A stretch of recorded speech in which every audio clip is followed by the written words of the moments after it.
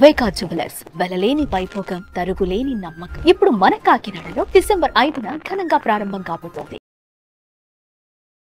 నమస్తే రమగారు. నమస్తే జయ. రమగారు, మనకి మార్గశిర మాసంలో గురువారాలకు కూడా ప్రత్యేకమైన విశిష్టత ఉంది. లక్ష్మీదేవికి పూజ చేస్తాం కదండి, ఒకసారి ఆ విశిష్టత మాట్లాడుకుందామండి. ఏటా చెప్తున్నాము, మళ్ళీ ఇప్పుడు కూడా కొత్తగా ఇంకొకసారి చెప్పుకుంటాం. మార్గశిరము పురుషోత్తమ మాసం అని చెప్పుకున్నాం ముందే. మనం విష్ణు సంబంధమైన మాసం. ఇప్పుడు మనం విష్ణు సంబంధమైన మాసాలని ముందు మాసాల్లో కూడా చెప్పాం. అవును. శ్రవణ నక్షత్ర సంబంధమైనది శ్రావణ మాసం. అప్పుడు లక్ష్మీదేవి పూజ విశేషంగా అయ్యవారిని కూడా చదువుకోండి. అక్కడి నుంచి శ్రావణం తర్వాత భాద్రపదం లేదు, ఆశ్వీజం తర్వాత కార్తీకం. ఆశ్వీజ మాసం అంతా దుర్గా పూజ చేసాం. అవును. తర్వాత కార్తీకమేమో దామోదర ప్రీత్యర్థం చేసాం. ఈ మార్గశిరము సాక్షాత్తు విష్ణు స్వరూపం. అక్కడ కార్తీక దామోదర ప్రీత్యర్థం శివాభిషేకం దుర్గాభిషేకం చెప్పుకున్నాం. శివాభిషేకం చెప్పాం, కార్తీక దామోదర ప్రీత్యర్థమే సాలగ్రామ దానం అన్ని కూడా అలా చెప్పాం. ఇక్కడ పూర్తిగా ఇది విష్ణు మాసమే. అయితే ఈ విష్ణు మాసంలో ఉన్న గురువారాలు చాలా ప్రత్యేకమైనవి. మామూలుగా మనం శుక్రవారం లక్ష్మీ పూజ చేయటం మన ఆనవాయితీగా ఉంటుంది. అవును. ఇంచుమించు భారతదేశం అంతా కూడా ఫ్రైడే శుక్రవారం లక్ష్మీదేవికి అంకితం చేసి ఉంచుతారు. అవును, చేస్తారు. అట్లాగే ఈ ప్రత్యేక మాసంలో గురువారం కూడా లక్ష్మీదేవికి అంకితం చేయబడి ఉంటుంది. మనం అనంగానే మనం అంతా గురువారం గురువారం అంటాం. లక్ష్మీవారం అనే వాళ్ళు చాలా మంది కనపడతారు. పల్లెటూర్లలో మనం వింటుంటాం లక్ష్మీవారం అంటాం. ఈ శుక్రవారం నాడు ఏ ఏ పనులు చేయకూడదు, డబ్బులు ఇవ్వకూడదు, ఇల్లు తడిబెట్ట పెట్టి అదే ఇల్లు బూజులు దులపకూడదు. కొన్ని ప్రాంతాల్లో ఈ గురువారాన్ని లక్ష్మీవారం అంటాం మనకు కనిపిస్తుంది. పల్లెటూళ్ళల్లో కనపడుతుంది. అది కాక పల్లెటూళ్ళల్లో మనవాళ్ళు కాదు, తుని ఆ ప్రాంతాలు, విశాఖపట్నము శ్రీకాకుళం ఆ వైపు కొంచెం ఒరిస్సా వైపుకి వెళ్లే కొందికి దాన్ని లక్ష్మీవారంగానే చెప్తారు. లక్ష్మీవారం అంటారు. ఆ రోజున మనం ఇళ్ళు బూజులు దులపటం కానీ, తర్వాత ఏమో చెత్త బయట పడేయటము, పాత సామాన్లు తీసి బయట పారేయటము అలాంటివి కూడా చెయ్యరు. గురు శుక్ర 2 రోజులు పట్టింపే వాళ్ళకి. ఓకే. మనం మిగిలిన రోజులంతా శుక్రవారమే పాటించిన మార్గశిరంలో మాత్రం ప్రత్యేకంగా లక్ష్మీ పూజ చేసుకోవటం ఒక విధానంగా కనపడుతుంది. ఇప్పుడు మనం మామూలుగా అసలు రోజువారీ లక్ష్మీ పూజ కాకుండా మార్గశిర గురువార వ్రతం అని ఒక నోము కూడా ఉంది. నోముకు ఒక నియమం, పూజ అయ్యేదాకా ఏమీ తినకూడదు. గురువారం నాడు నెత్తికి నూనె రాసుకోకూడదు, పూజ అయ్యేదాకా తలకాయ దువ్వుకోకూడదు, ఏమీ తినకూడదు. ముందు చెప్పిందే ఇది. తర్వాత పూజ అయిపోయాక ప్రసాదం పుచ్చుకుని ఈ కథని ఎవరికైనా చెప్పాలి. తెలిసిన వాళ్ళకైనా సరే కథ విను అని ఫోన్లో అయినా కథ చెప్పేయాలి. ఇది నియమం. ఈ నియమం ప్రకారం మనకి ఇళ్లలో ఎవరికైతే మార్గశిర గురువార వ్రతాలు ఉన్నాయో, నోములు వ్రతాలు ఉన్న కుటుంబాలు కొన్ని ఉంటాయి, అలవాటుగా అనుచరణంగా వచ్చినవి. మీకు అలవాటు ఉంటే లక్షణంగా చేసుకోండి మీ పద్ధతుల ప్రకారం. అలవాటు లేదు, మనకు తెలీదు, మనం ఇప్పుడే వింటున్నాం, లేదా 4 ఏళ్ల క్రితం చెప్పడం మొదలుపెట్టాం, 4 ఏళ్ల నుంచి వింటున్న వాళ్ళు, ఇవాళే వింటున్న వాళ్ళు కూడా హాయిగా సంతోషంగా లక్ష్మీ పూజ చేసుకోండి. మార్గశిర మాసం పురుషోత్తమ మాసం కాబట్టి అమ్మవారి లక్ష్మీదేవి నిత్యానపాయిని, ఆయన్ని అనుసరించి ఉంటుంది. స్వామివారే సాక్షాత్తు స్వరూపంగా భావించేటువంటి మార్గశిరంలో ఆమెని గురు శుక్ర 2 రోజులు పూజించండి. గురువారం నాడు మనం ఎలాగో కథ చెప్తాం కదా, హాయిగా ఈ కథ వినేయండి. ఆ కథ అందేసుకుని అక్షంతలు చేత పుచ్చుకోండి. లక్ష్మీ పూజ అయిపోయాక చివర ఆ కథ విన్నాక అక్షంతలు కొన్ని అమ్మవారి మీద వేసి కొన్ని మన మీద వేసుకోండి. ప్రత్యేకంగా స్వరూపము ఏమీ పెట్టుకోక్కర్లేదు.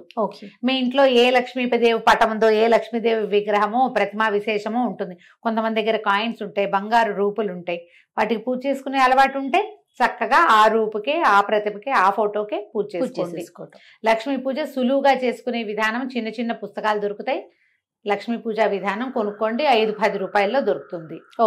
ఆన్లైన్ కూడా లక్ష్మీ పూజ విధానం దొరికేస్తుంది. మీరు శ్రీ సూక్తంతో చేసుకోవచ్చు.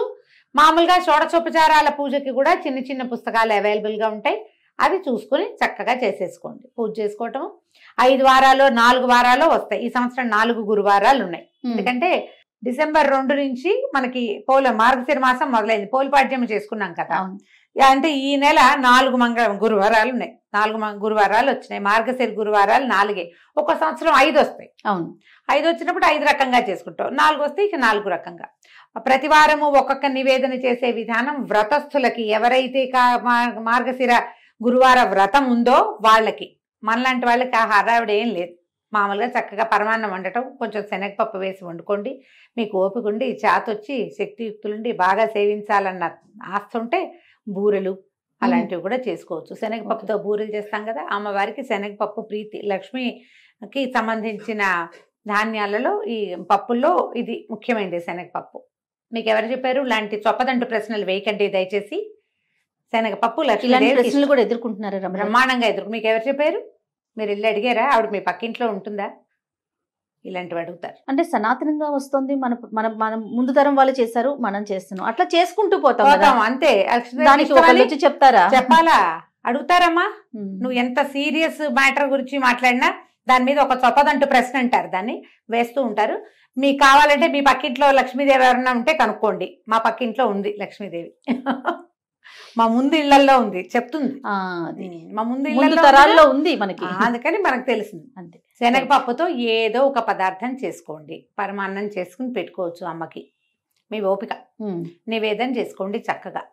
గురువారం నాడు లక్ష్మీదేవిని పూజించి, శుక్రవారం నాడు ఎలాగో మనం ప్రతి శుక్రవారం పూజ చేసుకునే అలవాటు ఉన్న వాళ్ళు మానేయాలా అని డౌట్ వస్తుంది. మానొద్దు. ఈ నెలలో వారానికి 2 సార్లు లక్ష్మీదేవిని పూజిస్తాం. రోజు లక్ష్మీ పూజ అలవాటు ఉన్న వాళ్ళ సంగతి ఇక మహత్తరంగా ఉంటుంది, వాళ్ళు ఎలాగూ చేసుకుంటారు. శుక్రవారం స్పెషల్తో పాటు గురువారం కూడా స్పెషల్ చేసుకోండి. దీనికి ఒక వ్రత కథ కూడా ఒకటి చెప్పబడుతుంది, చిన్న కథే, అది చెప్తాను. పూర్వం ఒక బ్రాహ్మణ కుటుంబం ఉండేది. పెద్ద భార్య, మొదటి భార్య చనిపోయింది. ఆ భార్యగా సుశీలని ఒక కూతురు ఉండేది. ఈ పాపాయి ఉండగానే తండ్రి ఇంకో ద్వితీయ వివాహం చేసుకున్నాడు. ఇలాంటి కథలు విన్నప్పుడు ఈ రెండో పెళ్ళి ఎందుకు చేసుకోవాలి, అదే భర్త చనిపోతే వాళ్ళ అమ్మ పెళ్లి చేసుకుంటుందా, ఇలాంటి ప్రశ్నలు కూడా ఎప్పుడూ తలెత్తుతూనే ఉంటాయమ్మా. పురాతనపు పద్ధతుల్లో ఏంటంటే ఆడవాళ్ళు లేనిదే ఇళ్ళు నడిచేవి కాదు.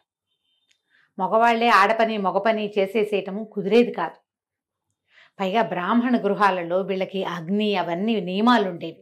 తప్పకుండా యజనం చేయాలి, రోజువారీ హోమము, దానికి స్త్రీ సహాయం చాలా అవసరం. ఆడవాళ్ళు హోమానికి ఉండటమే కాకుండా సహాయానికి రెండిటికి కావాలి. ఒక ఆడపిల్ల ఉంటే దానికి వివాహం చేయాలన్నా తల్లి లేనిదే, ఆడమనిషి లేనిదే అవన్నీ సాగవు. కాబట్టి తప్పకుండా ద్వితీయ వివాహాలు జరిగేవి. పురాతన గాథల్లో మనకి ఇవే కనపడతాయి. మన తాత ముత్తాతల్లో ఇద్దరిద్దరు భార్యలు ఉన్న వాళ్ళు మనకే ఉంటారు బోళ్ళంతమంది. మనమే కొంచెం పూర్వ చరిత్ర తిరగేస్తే మన ముందు 3-4 తరాల ముందు ఖచ్చితంగా కనపడతారు. ఇక ఏం చేసేదేం లేదు దాని మీద. అయితే ఇంకో వివాహం చేసుకున్నాడు ఆయన తండ్రి. ఈ చిన్నపిల్ల ఒక 4-5 సంవత్సరాల పాప ఉండగా సుశీలని. అయితే ఆయనకి రెండో భార్యకి కుమారుడు పిల్లలు కలిగారు వరుసగా. ఇది సవితల్లి ఆవిడ ఏం చేసింది, మారుటి తల్లి ఈ పిల్లకి చంటి పిల్లల్ని ఎత్తుకోవటానికి అప్పచెప్పేది. పిల్లని ఆడించు, తమ్ముడిని ఆడించు, చెల్లిని ఆడించు అని ఆడించడానికి ఇచ్చి పిల్లలకి ఈ పెద్ద పిల్లకి కాలక్షేపానికి అంత బెల్లం ముక్క పెట్టేది. సో ఈ బెల్లం ముక్క తీసుకో, తమ్ముడిని ఆడించు కాసేపు అంటే తమ్ముడిని తీసుకుపోయేది పిల్ల. తల్లి వచ్చేసరికి ఒక 5-7 సంవత్సరాలు ఉంది. రెండో ఆవిడ వచ్చేసరికి ఈ పిల్లాడి పుట్టేసరికి దానికి ఒక 7-8 ఏళ్ళు వచ్చినాయి. పిల్లల్ని చంకనేసుకుంటారు 7-8 ఏళ్ల పిల్లలు. అయితే పక్క ఇళ్ల వాళ్ళందరూ మార్గశిర గురువారం నోవులు చేసుకుంటున్నారట. చక్కగా కుందర బొమ్మలాగా ఉండి పిల్లల్ని ఎత్తుకుని తిరిగే ఈ పిల్లని చూసి వాళ్ళు అన్నారు, వసే రావే నువ్వు కూడా నోవు నోచుకుందు కానీ అని పిలిచారు. పిలిస్తే వాళ్ళ ఇంట్లో నోవు ఆ మంత్రాలు అవి వింటుంటే పిల్లకి సంతోషంగా అనిపించింది. ఏం చేసిందట, తమ్ముడు పక్కన కూర్చోబెట్టి వాకిట్లో ఉన్న బంకమట్టి తీసి చక్కగా చిన్న గుండలాగా చేసి లక్ష్మీదేవిలాగా తయారు చేసుకుంది. తన కోసం ఒక ప్రతిమ. అట్లా పువ్వులు కావాలి పూజకి. జిల్లేడు పువ్వులు తెచ్చుకుని జిల్లేడు పువ్వులతోటి ఆ లక్ష్మీ అమ్మవారికి పూజ చేసేది. షోడశోపచారాలు ఉన్నాయిగా, ఉపచారాలు చెప్పుకుని పూజ చేసేసి ఈ తనకి ఇచ్చిందిగా వాళ్ళ పిన్ని బెల్లం ముక్క, ఆ బెల్లం ముక్కని నివేదన పెట్టేది. మార్గశిర గురువారాలు 5 వారాలు వచ్చినాయి ఆ సంవత్సరం. 5 వారాలు చేసుకుంది. పక్కింటి వాళ్ళు వారానికి ఒక దీనిలాగా మొదటి వారం పులగం, రెండో వారం అట్లు తిమ్మనం, అలాగా 3వ వారం చక్కెర పొంగలి నివేదనలు పెట్టారు. ఈ అమ్మాయికి అవన్నీ చేత కావు, చిన్నపిల్ల కదా, మళ్ళీ పిన్నిని అడిగితే ఏమంటుందో, బెల్లం ముక్క మాత్రం నివేదన పెట్టేది. అట్లా ఏటా చేసుకునేదట. 11 సంవత్సరాలు వచ్చేసరికల్లా 3-4 సార్లు చేసేసింది. ఈ 11 ఏళ్ల పిల్లకి పెళ్లి చేశారు. వెనకాల 2-3 తమ్ముళ్ళు 2 చెల్లెళ్ళు ఉన్నారు. అయితే పెళ్లి చేస్తే ఈ పిల్ల ఏం చేసింది, అత్తవారింటికి వెళ్ళిపోతూ ముందు వెళ్ళలా. 11వ ఏట ఏం వెళ్ళిపోలే, అలా పంపేవాళ్ళు కాదు, వ్యక్తురాలు అయ్యాక పంపించేవాళ్ళు. తర్వాత కూడా కొన్నాళ్ళు ఇక్కడే పూజ చేసుకునేది. అమ్మా నాన్న శుభ్రంగా ఉండేవాళ్ళు, చక్కగా పిల్లలు కలిగారు, ఇల్లు వాకిళ్ళ లక్షణంగా బాగుండేవి. పిల్ల వ్యక్తురాలు అయిన తర్వాత ముహూర్తం చూసుకుని అత్తవారు వచ్చి అమ్మాయిని కాపురానికి తీసుకుపోయారు అడ్డుకి తీరిపోయాక.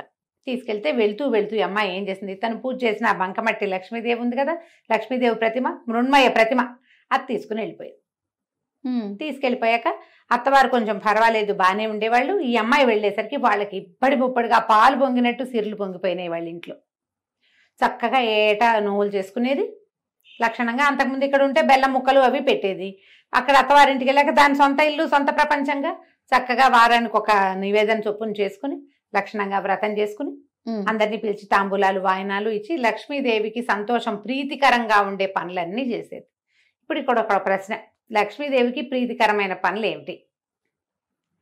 మొదటిది ఇల్లు శుభ్రంగా ఉంచుకోవటం, ఆడవాళ్ళు గయ్యాళిగా ఉండకపోవటం.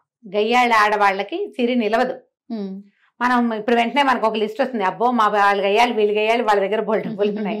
సిరి అంటే డబ్బు ఒకటే కాదమ్మా, అన్ని చాలా ఉన్నాయి. సౌభాగ్యం, భర్తలతోటి ఆనురూప్యం, వాళ్ళతోటి ఒక కలిసి ఉండటం, సంతానము, ఆరోగ్యం, నలుగురిలోనూ పెంపు, ఘనత, ఇవన్నీ కదా ఐశ్వర్యం అంటే. చక్కగా ఉండేది. ఈ ఇష్టం వీటితో పాటుగా ఇల్లు శుభ్రంగా ఉంచుకోవటం, ఇవన్నీ కూడా వచ్చిన వాళ్ళని అతిథి అభ్యాగతులను సేవించడం లక్ష్మీదేవికి ఇష్టం. ఇల్లు వాకిళ్ళు శుభ్రం, మనుషులు శుభ్రంగా ఉండటం, పూజ గది ఎప్పుడు కళకళలాడుతూ ఉండటం, వచ్చిన వాళ్ళని కనుక్కోవటం, మంచి ప్రవర్తన, పోట్లాటలు కలహ కారణాలు ఉండకపోవటం, అవి లేని చోట లక్ష్మి ఎప్పుడు స్థిరంగా ఉంటుంది. అన్ని రకాల లక్ష్ములు బాగుంటాయి. అయితే ఏమైంది, ఎప్పుడైతే ఈ పిల్ల వివాహం అయ్యి అవి అటు తీరి వెళ్ళిపోయిన తర్వాత మెల్లిగా తండ్రి పరిస్థితి దిగనాసిల్లిపోయింది. నానాటికి తీసుకట్టు నాగం భట్టు అయ్యింది. చివరికి కూతురు బాగా సంపన్నురాలు అయ్యేసరికి వీళ్ళు దిగనాసిల్లిపోయారు. ఏమిటో ఎప్పటికప్పుడు పోవటమే వాళ్ళ ఇంట్లో, ఏది నిలిచేది కాదు. ఎంతో బాధగా ఉండేది తల్లికి తండ్రికి. అయితే ఏం చేశారట వాళ్ళు, తమ్ముడిని పంపించిందట పినతల్లి. కొంచెం పర్వాలే బాగానే చూసింది, ఎంత పెద్దగా అయ్యాలేం కాదు ఆవిడ. అక్కయ్య దగ్గరికి వెళ్ళరా, మన పరిస్థితి బాగుండలేదని చెప్పు, ఏదైనా ఇస్తే పట్టుకురమ్మని పిల్లవాడిని పంపించింది. కొడుకేమో వెళ్ళాడు వాళ్ళ ఇంటికి. వెళ్తే అదే అక్కయ్య వాడికి అన్నం పెట్టి అన్ని 4 కనుక్కుని, అయ్యో వీళ్ళ పరిస్థితి బాగుండలేదు, డబ్బుగా ఇచ్చి పంపిస్తే చుట్టుపక్కల వాళ్ళు చూస్తారు, భర్త వాళ్ళు ఏమనుకుంటారోనని ఏం చేసింది, ఒక వెదురుగాడని ఇంత పొడుగాటి కర్రని జాగ్రత్తగా తొలిపించి దాని నిండా బంగారు నాణేలు పోసి దాన్ని కవర్ చేయించేసి, ఒరే ఇంటికి పట్టుకెళ్ళరా తమ్ముడు అని కర్ర చేతులు పెట్టింది. ఈ పిల్లాడు అది అక్క కర్రే ఇచ్చింది అనుకున్నాడు, అందులో డబ్బులు ఉన్నాయన్న సంగతి తమ్ముడికి అమ్మాయి చెప్పల. కర్ర పుచ్చుకుని వెళ్ళాడు. వెళ్ళేసరికి అలా మధ్యదారిలో ఎక్కడో కర్ర దేనికో ఆనించి ఎక్కడో కూర్చుని పడుకుని నిద్రపోయాడు. వాడి సొంత కర్ర కాదు కదా, అలవాటు కూడా లేదు, మర్చిపోయి వెళ్ళిపోయాడు. ఎవరో చేపాటి కర్ర బాగుందని తీసుకుపోయారు. వాళ్ళ అదృష్టవంతులైతే వాళ్ళకి దొరుకుంటుందా లక్ష్మీదేవి. తల్లి అడిగింది, ఏమి ఇచ్చిందిరా అక్క అంటే, ఏమో నమ్మ కర్ర ఇచ్చింది, అది నేను ఎక్కడో వదిలేశాను అన్నాడు. ఆవిడకి అర్థం కాల, కూతురు ఏం పంపింది ఏమిటి సంగతి. మళ్ళీ కొన్నాళ్ళు పోయాక మళ్ళా కొడుకుని పంపించింది. కొడుకుని పంపిస్తే ఈ అమ్మాయి ఏం చేసింది, ఈసారి నాన్న కోసం ఒక జత చెప్పులు కుట్టించాను, చెప్పులు పట్టుకెళ్ళమని ఆ చెప్పులు జాగ్రత్తగా పక్క కుట్లు ఊడదీసి చెప్పులు నిండా బంగారం కాసులు పెట్టి కుట్టించేసి చేతిలో పెట్టింది. ఇప్పుడు చెప్పలేదు. పిల్లాడు చెప్పకూడదు, ఊరికే చెప్పులు నాన్నకి అంటే పట్టుకుపోతాడు అనుకుంది. ఒక గుడ్డలో చుట్టిచ్చింది. వాడు ఆ చెప్పుల మూట దీని మీద పెట్టి ఒక గట్టు మీద పెట్టి చెరువు గట్టును పడుకున్నాడు చల్లగాలికి. ఎవరో చెప్పులు పట్టిపోయారు. 3వసారి మళ్ళీ పంపించింది తల్లి 2 నెలల తర్వాత. ఈ అమ్మాయి ఒక గుమ్మడికాయ పై డిప్ప తీసి లోపల గింజలన్నీ తీసేసి దాని నిండా బంగారు కాసులు పోసి పంపించింది. ఆ బంగారు కాసులు గుమ్మడికాయ కూడా వాడు వదిలేశాడు. అంటే సంధ్యావందనాన్ని దిగాడు, ఎవరో గుమ్మడి పండు బాగుందని బ్రాహ్మలు ఎవరో వెళ్తున్న వాళ్ళు ఎవరో వదిలిపెట్టి పోయారనుకుని తీసుకుపోయారు. ఇక చివరికి తల్లికి అనిపించింది, ఇక్కడ అమ్మాయి ఏదో సహాయం చేయడానికి ప్రయత్నం చేస్తోంది, పంపిస్తోంది ఏవో వస్తువులు, సరిగ్గా తేలేకపోతున్నాడు. సరే నేనే వెళ్తానని తండ్రిని పెద్ద కొడుకుని వదిలిపెట్టి చిన్నపిల్లలు ఆడపిల్లలు ఉంటే వాళ్ళందరినీ వెంబడి పెట్టుకుని పెద్ద కూతురు ఇంటికి వెళ్ళింది. తల్లి పేదగా ఉన్న తల్లి మాసిపోయినట్టున్న చెల్లెళ్ళని చూసి పిల్ల అయ్యో బాధపడి తల్లిని చక్కగా పోషించి 10 రోజులు ఉంచుకున్నాక ఇదంతా ఏం జరిగింది ఏమిటి మాట్లాడుకుంటే, అమ్మ బంగారు కాసులు పోసానే ఏమైపోయినాయో అంటే, ఎవడో అదృష్టవంతులకు దొరికింది, మనకు అదృష్టం లేదు. ఈ అమ్మాయి ఏమంది, ఇంకా 10 రోజులుంటూ మార్గశిర మాసం రాబోతుంది, నేను మార్గశిర గురువారం నోవులు నోచుకుంటానమ్మా, నాతో పాటు నువ్వు కూడా నోచుకుందు కానీ ఇక్కడే ఉండమని తల్లిని చెల్లెళ్ళని ఉంచుకుంది. ఏమీ తినద్దమ్మా, గురువారం పొద్దున్నే చెప్పింది, ఏమీ తినద్దంటే సరేనంది ఆవిడ. పిల్లలందరినీ కూర్చోబెట్టి సద్దెన్నాలు పెట్టమంటే, అమ్మమ్మ సద్దన్నం పెడుతూ పెరుగన్నంలో ఉప్పేయి అన్నారట పిల్లలు. ఉప్పు సరిపోయిందో లేదో చూద్దామని ఒక సద్దన్నం ముద్ద నోట్లో వేసుకుంది. కూతురు, అయ్యో అమ్మ అన్నం తిన్నావు ఇంకేట పనికి వస్తుంది, తినకూడదుగా, మెతుకు కూడా పోకూడదు లోపలికి. కూతురు నోచుకుంది నోము. తల్లి సర్దు కూరుకుంది, ప్రసాదం తిని ఊరుకున్నారు. రెండో వారం ఏం చేసింది, పిల్లలకి నెత్తికి తలగా నూనె రాస్తూ ఆ నూనె చేతులు నెత్తికి రాసుకుంది. చాలా మంది చేస్తాం అట్లా. ఇప్పుడు మాయిశ్చరైజర్ కూడా ఎక్కువ పోసుకున్నాం అనుకో చేతిలో, ఎవరో రాసేస్తాం. ఆ నెత్తికి రాసుకునేసరికి నూనె రాసుకోకూడదు, అసలు నూనె రాసి తలంటి చేయకూడదు గురువారం నాడు. మామూలుగానే పనికిరాదు, ఇప్పుడు అస్సలు పనికిరాదు, పూజకు పనికిరాదు, నోముకు అడ్డంకి. 2వ వారము పోయింది. 3వ వారం కూతురు ఏం చేసింది, అమ్మ ఇట కాదు, నువ్వు పని చెయ్యి, నేను గొయ్యి తీసి గోతులో కప్పెడతాను, నిన్ను గోతులోనే కూర్చో, బయటికి రావద్దు. తర్వాత పూజ పనంతా తెముల్చుకుని పూజకు ఏర్పాట్లు అయ్యాక నేను లేవదీస్తాను, అప్పుడు నీళ్లు పోసుకుని పూజలో కూర్చుందు. కానీ నీ తల్లిని ఒక దేనికోసమో తీసిన గోతిలో కూర్చోబెట్టి పైన ఒక చిన్న పల్చటి చెక్క ఒకటి అడ్డం పెట్టి అమ్మాయి పని చేసుకుంటుంది. ఈ పిల్లలు ఏం చేశారు, 5-6 ఆడపిల్లలు, ఆ అమ్మాయికి పిల్లలు ఉన్నారు, పిల్లల్ని తెచ్చింది కదా ఈవిడ కూడా. పిల్లలు ఆడుకుంటూ అరటిపళ్ళు తిని తొక్కలు పడేశారు. ఈ పల్చటి చెక్క వీళ్ళు ఇడిదిరిగా చెక్క తొలగిపోయి అరటిపండు తొక్కు ఈవిడ దగ్గర పడింది. ఈవిడ అప్పటికి 2-3 గంటల నుంచి ఆ గోతలో కూర్చుని ఉంది. అరటిపండు చేత్తో పుచ్చుకుంటే దాని లోపల అడుగుని ఇట్లా గుజ్జల్లే ఉంటుంది కదా, ఊరికే ఇట్లా గోరుతోటని ఇలా నాలుగుకి రాసుకుంది. 3వ వారం కూడా పోయింది. అమ్మ ఏమి తినలేదు కదే అని అడిగితే, కాదే అరటిపండు తొక్కలో లోపల గుజ్జు నోట్లో వేసుకున్నానమ్మా అనేసరికి పనికిరాలి. ఇక 4వ వారం అమ్మ ఏం చేసిందిట కాదని తల్లిని పొద్దున్న లేవగానే ఆవిడ తన చెంగుగా ఆవిడ చేయి కట్టేసుకుని, నువ్వు నాతోటే ఉండు, నువ్వు ఇంకేం పని చేయదు, నా వెనకాలే ఉండని తల్లితోటే అటు ఇటు తిరిగి మొత్తానికి సరిగ్గా పూజ జరిగే వేళకి స్నానం చేయించి కూర్చోబెట్టింది. తల్లి పిల్ల ఇద్దరు నూనె నోచుకున్నారు.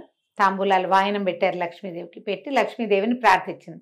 ఈ ప్రతిమ ఉంది కదా, ఆ ప్రతిమలోంచి లక్ష్మీదేవి లేచి వచ్చేదట అమ్మాయి దగ్గరికి. లేచి వచ్చి కూతురు వాయనం తీసుకుని తల్లి వాయనాన్ని వదిలిపెట్టేసింది. లక్ష్మీదేవిని అడిగింది ఈ అమ్మాయి సుశీల, అమ్మ ఎందుకు మా అమ్మ వాయనం తీసుకోలేదు, మా అమ్మ వాయనం కూడా తీసుకో అని అడిగేసరికి, నేను తీసుకోను, నేను చిన్నప్పుడు నువ్వు చిన్నపిల్లగా ఉన్నప్పుడు మీ అమ్మ నిన్ను చీపురు పెట్టి కొట్టింది, నాకు గుర్తులేదమ్మా, అది నీకు గుర్తులేకపోయినా నాకు గుర్తుంది, నువ్వు నోవు నోచుకుంటున్న రోజున చీపురు పెట్టి కొట్టింది, అందుకని మీ అమ్మ వాయనం నేను వల్లను, నేను వెళ్ళిపోతున్నాను అనేసరికి ఇలా సుశీల లబలబలాడి బతిమలాడుకుని, పుట్టింట్లో ఉండగానే కదా నిన్ను నేను నేర్చుకున్నాను, నిన్ను పూజించడం నేర్చుకున్నాను, మా అమ్మ మా పుట్టిల్లు ఇట్లా గది కడుక్కుపోతే ఎట్లా నాకు సాగుతుంది,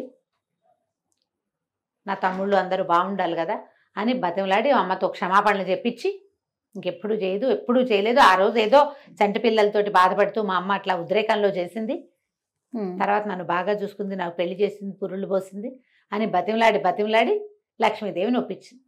అప్పుడు ఆవిడ ఆ వాయనం తీసుకుందట. ఆ తర్వాత తండ్రికి అన్ని రకాలుగాను కలిసి వచ్చింది.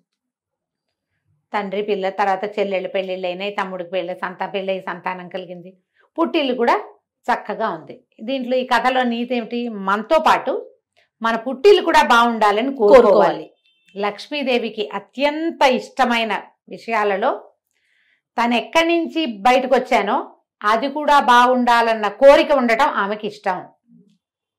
పుట్టింట్లో అదంతా లాగేసుకుని అత్తారింట్లో దాచిపెట్టుకునే రకాలు ఎన్ని ఉన్నాయి, ఇప్పుడు చాలా ఉంటాయి. ఈ రకాలు మార్చుకోండి. పుట్టిల్లు వృద్ధి కావాలని కోరిక ప్రార్థించేటప్పుడు దేవుడికి దండ పెడతాం, మా ఆయన, నా పిల్లలు, మా అత్తగారు, మా ఇల్లు, మా ఇంటి పేరు, అదొకటే కాకుండా పుట్టింటిని కూడా ఆడవాళ్ళు కోరుకోవాలని ఈ కథ చెప్తుంది. ఈ కథ విని అక్షంతలు వేసుకోవటం, అమ్మవారి మీద అక్షంతలు వేసి మన మీద కూడా అక్షంతలు వేసుకోండి. పూజ అయిపోయినట్టే. మీరు నివేదన చేసిన పదార్థాన్ని చక్కగా ప్రసాదంగా స్వీకరించండి, చుట్టుపక్కల వాళ్ళకి పెట్టండి. లక్ష్మీకరము అని అనుకునేటువంటి పసుపు కుంకుమ, తర్వాత ఏమో మనము పళ్ళు పువ్వులు అలాంటివి వాయనం ఇవ్వండి. ఓకే. ఒకవేళ మీరు నోముగా చేసుకుంటే మీ ఇంట్లో ఏ రకమైన విధానం ఉందో ఆ విధానాన్ని చక్కగా పాటించుకోవచ్చు. కొత్తవి మొదలు పెట్టుకోవద్దు, నోముగా చేసుకోకండి, పూజగా చేసుకోండి. ఓకే. ఈ నోములు ఏంటంటే అత్తవారిళ్లలో ఉంటే చేసుకోవాలమ్మా, అత్తారింట్లో లేనివి కొత్త మొదలు పెడితే మీకు భయం వేస్తుంది. లేదా మీరు ఇంకొకటి చెప్తా, ఇందులో మీకు చాలా ఉంది మనసు, ఇలా నన్ను యూట్యూబ్ అక్కయ్యల్ని ఫాలో అవ్వకుండా ఎవరైనా మీ కజిన్స్ బాగా క్లోజ్ ఫ్రెండ్స్ ఇది చేసుకుంటారనుకోండి, వారితోటి ఒకసారి వారితో దగ్గరుండి చేయించుకుని వారిని ఫాలో అవుతూ చేసుకోండి. ఒకవేళ మీకు ఆస్తుండి మనసు ఉంటే గనక కావాలంటే ఇలా చేసుకోవచ్చు. కానీ ఇలా పై వాళ్ళు ఎవరో చెప్తే కాదు, కంటితో చూసి నేర్చుకుని చేసుకోండి. తప్పకుండా. నమస్తే. నమస్తే జీ.